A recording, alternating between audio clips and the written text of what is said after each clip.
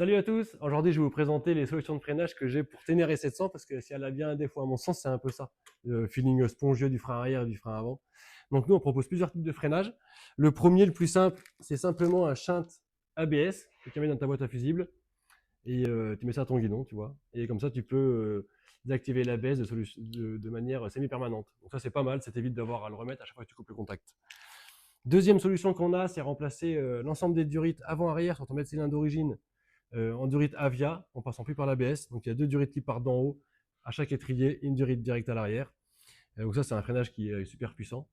Et enfin, pour finir, on propose aussi un système plus typé off-road enduro. Donc là, on met carrément un mètre cylindre Nissin en diamètre 11 comme un enduro. Bien sûr, on conserve un capteur de pression pour que tu conserves le fonctionnement de ton frein arrière. Et là, on passe en monodisque. Donc là, on te livre avec une seule grande durite qui va l'étrier de gauche. Ici, on t'imprime un cache en 3D pour conserver tes pas de vis de disque d'origine. Et bien sûr, à l'arrière, comme tu vois, on te fournit avec la durite de frein arrière en direct. Donc là, le feeling, il est vraiment incroyable. C'est comme sur un enduro, quoi. T'as un frein qui est spongieux mais répondant, et puis l'arrière, il bloque direct. Donc voilà, c'est une sacrée évolution. Le gain de poids sur le modèle, comme j'ai monté sur la mienne, c'est 1,7 kg à peu près. Entre l'étrier, le disque, les durites et tout. Donc sur une maçon suspendue, c'est vraiment une vraie différence.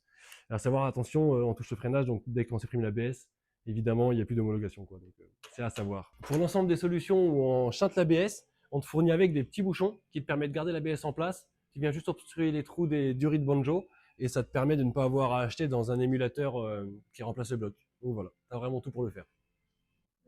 Et bien sûr, tu retrouveras tous ces produits sur le site, tu es en train de les mettre à jour. Donc, soit ils sont déjà quand tu regardes la vidéo, soit ça va être mis.